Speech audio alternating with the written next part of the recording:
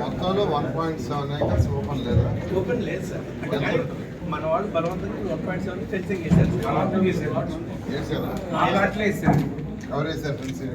Panchayat secretary rules ప్రకారం చేస్తా, ఫాస్ట్గా వినండి, ఫాస్ట్గా చేయిస్తా. వినండి, నేను మాట్లాడితే కదా మీకు వచ్చింది మీరు చెప్తే వినాలి. మీరు నేర్చుకోవాల్సింది ఏంటంటే రూల్స్కి అగ్నెస్ట్గా చేయమంటారు. నేను చేయమని 17 ఎకరాలు అక్కడ కాకపోయినా 2-3 ప్లేసులైనా 1.7 ఎకరం ఉందా? అతను అమౌంట్ పడుతున్నాయా ఎక్కడైనా? నేను అడిగినాను చెప్పండి. ఓవరాల్ దాంట్లో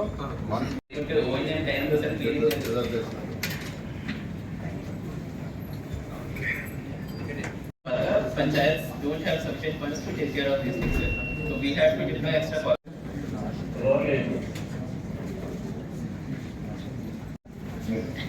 Next, sir, legacy. Sir, as of now, sir, more than 51% completed, sir. Now what we are taking, sir, the same place Q by for exam, sir. Otherwise, 2 years around then next year to plan for family, sir. 2 years. Mushkil time to put 70% of the liquid waste generated in Kuchikram also. Next, house it. As present items before. Good afternoon. All the officers are included correctly. Public health department and డైరెక్ట్గా ఈ వర్క్స్కి వచ్చేసి ఏమేమి works చేయాలి ఇదంతా నేను చూసాను. Own funds నుంచి sir next 1 year financial case కాబట్టి తీసుకున్నాము 41 పేజ్ నెంబర్ ఎంత? ఇంక్లూడ్ సార్ కంప్లీట్ అయ్యారు all of this work 41 years. So 15 okay progress candles వచ్చి 40.98 క్రోర్స్ మీ వర్క్స్ పబ్లిక్ అయిపోయి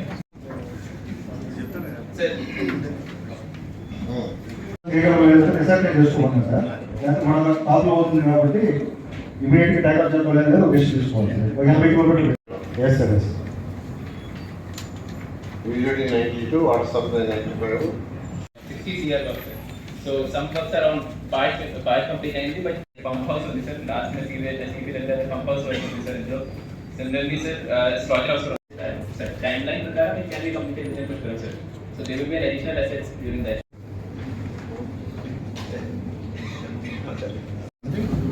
ఈరోజు రాజమండ్రి మున్సిపల్ కార్పొరేషన్లో పార్లమెంటు సభ్యులు, అదేవిధంగా శాసనసభ్యులు, అదేవిధంగా అర్బన్ అథారిటీ చైర్మన్ మెయిన్గా డిస్కషన్ ఏంటంటే పుష్కరాలు వస్తున్నాయి కాబట్టి రాజమండ్రి సిటీలో ఏర్పాటు చేయాల్సిన కార్పొరేషన్ ఏర్పాటు చేయాల్సిన ఫెసిలిటీస్ గురించి. ఫెసిలిటీస్ అంటే రోడ్స్ కావచ్చు, ట్రైన్స్ కావచ్చు, వాటర్ ఫెసిలిటీస్ కావచ్చు, ఇలా రివర్ ఫ్రంట్ కావచ్చు, వీటన్నిటి మీద డిస్కషన్ జరిగింది. ముఖ్యంగా వీటన్నిటికీ బడ్జెట్ కావాలి. అయితే బడ్జెట్కి సంబంధించి గవర్నర్ ముఖ్యమంత్రి గారితో డిస్కస్ చేయడం జరిగింది. వారు డిఫరెంట్ ప్రాజెక్ట్స్ కింద ఇంతవరకు దాదాపు 580 కోట్లు వర్క్ చేసుకునేటట్టుగా వారు పర్మిషన్ ఇవ్వడం జరిగింది. అది యూసీఎఫ్ కింద కానీ, అర్బన్ ఛాలెంజ్ ఫండ్ కింద కానీ, యుఐడిఎఫ్ కానీ, అర్బన్ ఇన్ఫ్రాస్ట్రక్చర్ డెవలప్మెంట్ కింద కానీ, యాన్యుటీ మోడల్ కానీ, వీటన్నిటి మీద కలిపి యాక్చువల్గా దాదాపు 580 కోట్ల వరకు వర్క్స్ స్టార్ట్ చేయమని వారు ఆదేశించారు. దాన్ని ఈరోజు యాక్చువల్గా నేను ఈరోజు అధికారులతో శాసనసభ కూర్చొని డిస్కస్ చేశాను. దాని మీద కమిషనర్ గారికి ఇన్స్ట్రక్ట్ ఇచ్చాం. ఏదైతే ఇద్దరు ప్లాన్ చేసుకొని ఉన్నారో వాటన్నిటిని 580 క్రోర్స్కి వర్కౌట్ చేసి స్టేజ్ 1 తర్వాత ఫర్దర్గా కేంద్ర ప్రభుత్వం మళ్ళా ఇచ్చినప్పుడు కొంత వస్తుంది. రాష్ట్ర ప్రభుత్వం కూడా వీలు చూసుకొని కొంత ఇవ్వటం జరుగుతుంది. ఏదైనా ఫస్ట్ ఫేజ్లో రాజమండ్రి మున్సిపల్ కార్పొరేషన్కి ఒక 580 కోట్లు గౌరవ ముఖ్యమంత్రి గారు డిఫరెంట్ ప్రాజెక్ట్ హెడ్స్ కింద ఇచ్చారు. వారికి ప్రత్యేకంగా నేను ధన్యవాదాలు తెలియజేస్తున్నాను రాజమండ్రి కార్పొరేషన్ ప్రజలందరి తరఫున పుష్కరాలు. సో కమిషనర్ గారు అటు ప్రజాప్రతినిధులతో కూర్చొని ఇంపార్టెంట్ వైజ్ యాక్చువల్గా తయారు చేస్తే 11వ తేదీ దాని మీద యాక్చువల్గా శాంక్షన్స్ ఇవ్వడం జరుగుతుంది.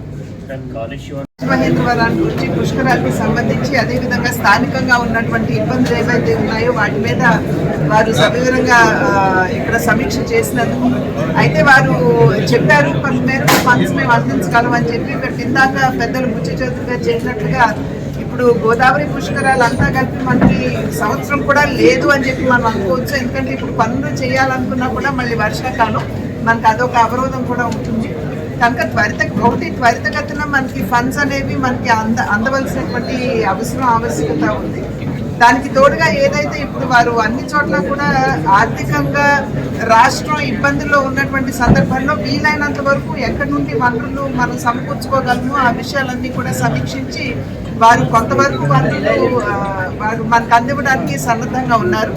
అయితే ఇవి ఖచ్చితంగా మనం ఏదైతే ఏ స్థాయిలో అయితే మనం ఇక్కడ పనులు చేయాలనుకుంటున్నామో దానికి ఒకంత కొరతగానే ఉంటుంది కాబట్టి వాటిని మరింతగా పెంచమని చెప్పి వారికి విన్నవించడం జరిగింది. వారు కూడా వారి తరఫు నుండి ఇవ్వగలిగిందంతా నేను ఇచ్చాను. ముఖ్యమంత్రి గారి దృష్టి కూడా మిగిలిన విషయాలు తీసుకువెళ్తానని చెప్పి నారాయణ గారు చెప్పారు.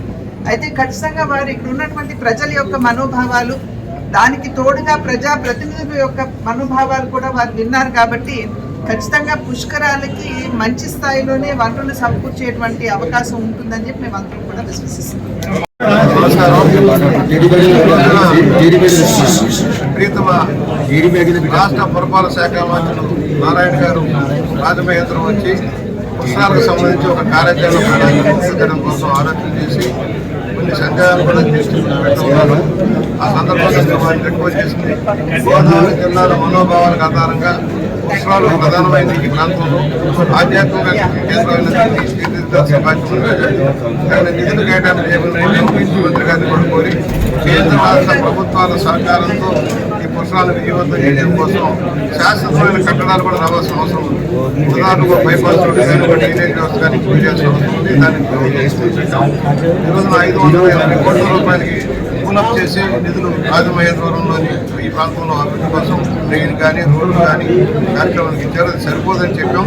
త్వరలో ముఖ్యమంత్రి గారి సమక్షంలో మన చర్చించడం జరుగుతోంది. ఎంపీ గారి సహకారంతో మన రాష్ట్ర మంత్రుల యొక్క సహకారం తీసుకుని కేంద్ర మంత్రుల సహకారం తీసుకుని ఢిల్లీలో కూడా గడ్కరీ గారిని అమిత్ షా గారిని ప్రధానమంత్రి గారిని కూడా కలిసి కొన్ని నిర్ణయాలు శాంక్షన్ తెచ్చుకోవాల్సిన అవసరం ఉంది. ఎలాగైతే ఉత్తరప్రదేశ్లో ఆ రోజు జరిగిన యాత్రకి ఎలాగైతే బాగా నిధులిచ్చారు మనం కూడా కొంత నిధులు జరుగుతుంది. దానికి ఆల్రెడీ ప్లాన్ చేసి పంపిస్తా ఉన్నాం. రాష్ట్ర ప్రభుత్వం ద్వారా వెళ్తుంది. దాని పరంలో నారాయణ గారు కూడా కూర్చొని వర్కౌట్ చేసి శాశ్వత ప్రాతిపదికన ఈ పుష్కరాలు గుర్తుండిపోయేలాగా నగరానికి మేలు జరిగేలాగా చూడాలని విజ్ఞప్తి చేశాం. దానికి ఆ రోజున ఉన్నంతలో ఆర్థిక పరిస్థితి తెలుసు మనందరికీ. రాష్ట్ర ఆర్థిక పరిస్థితి తెలుసు. గత ప్రభుత్వం చేసిన తప్పుల వల్ల ఏ విధమైన భారం పడిపోతుందో 3వ తారీఖు జీతాలు ఇవ్వడం కానీ సంక్షేమ కార్యక్రమం అమలు చేయడం కానీ జరుగుతుంది. అదే సందర్భంలో ఆధ్యాత్మిక చింతతో కూడుకుని దీన్ని కూడా 1,00,000 మంది మనోభావాలు ఉంటాయి కనుక దాన్ని జాగ్రత్తగా గమనంలోకి తీసుకోవాలని